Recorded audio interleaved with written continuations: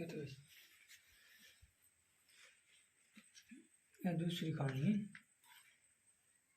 एक बार पांडव पुत्र अर्जुन तप करने के लिए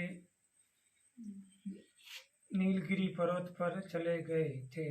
इधर पांडवों पर अनेक मुसीबतें पहले से ही थी और जब अर्जुन तप के लिए चले गए, जिसके शौक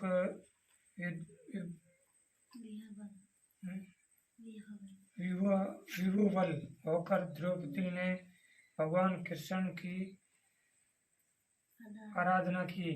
कृष्ण ने उपस्थित होकर पूछा, बहन तुम्हें क्या कष्ट है?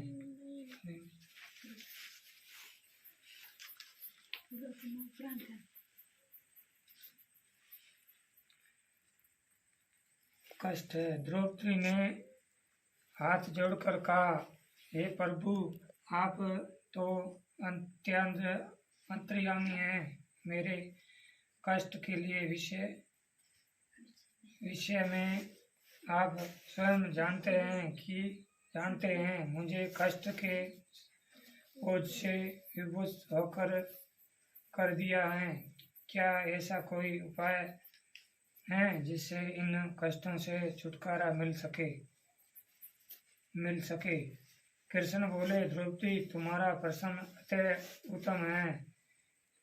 यह प्रश्न एक बार माता पार्वती ने भगवान शिव से किया था। तब शिव जी ने करवा चौथ के व्रत का विधान बताया था। द्रौपदी ने कहा, हे प्रभु, फिर तो मुझे भी करवा चौथ के व्रत की जानकारी प्रदान कीजिए और उनकी कथा को कहिए।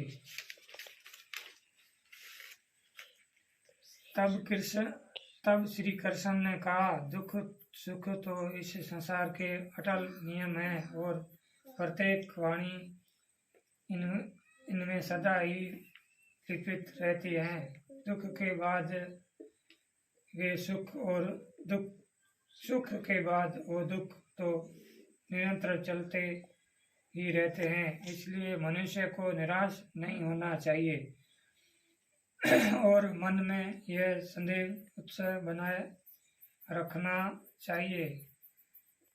लेकिन कुछ ऐसे भी उपाय हैं जिसको करने से दुख समाप्त होने लगते हैं और सुख की प्रगति होने लगती है। इस प्रकार का एक उपाय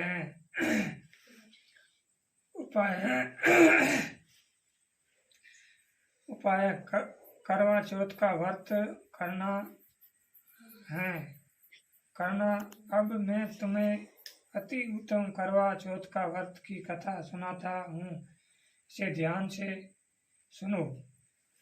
प्राचीन काल में गुणी विद्वान धर्मायण एक ब्राह्मण रहता था।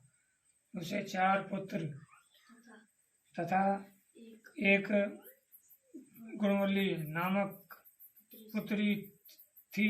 पुत्री ने विवाहित होकर चतुर्थी का व्रत किया, किंतु चंद्रोदय होने से पूर्व ही उसे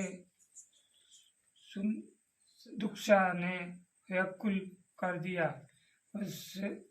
उसे स्नेह दयालु भाइयों ने छल से पीपल की आड़ में कृत्रिम चंद्र बनाकर दिखा दिया। लड़की ने उसी को असली चंद्रमा समझकर उसे अर्थ दे दिया और फिर भोजन कर लिया। उसी लड़की ने भोजन करने ही उसे पति की हृदय गति बंद हो गई। इससे दुख होकर उसे अन्न जल त्याग दिया। उसी रात्रि में इंद्राणी भूविचरण करने आई। ब्राह्मणी पुत्री ने उसे अपने दुख का कारण पूछा। इंद्राणी ने बताया, तुम्हारे करवा व्रत चौथ व्रत इंद्र चंद्र के पूरे ही भोजन कर लेने कारण ही तुम्हें यह कष्ट मिला है। जब तब उस लड़की ने अंजनी बांध कर विनम्र पूछा, हे माता, इसमें मुक्त होने का कोई उपाय बताएं। इस पर चंद्राणी ने कहा, यदि तुम निष्पूर्वक होकर करवा चौथ का व्रत करोगी तो तुम्हारा पति पुनर्जीवित हो जाएगा। कन्या ने ऐसा करने का वचन ही दिया था तो उसी पति पुनर्जीवन हो गया। उस पर कन्या ने वर्ष भर प्रत्येक चतुर्थी का व्रत किया और खंड स्वाग प्राप्त किया। इस प्रकार से कथा कहकर श्री कृष्ण ने कहा, हे द्रौपदी, यदि तुम इस व्रत को करोगी तो तुम्हारा अर्जुन से मिलना होगा और तुम्हारे सभी कष्ट दूर हो जाएंगे। यह सुनकर द्रौपदी ने भी यह व्रत किया और उसे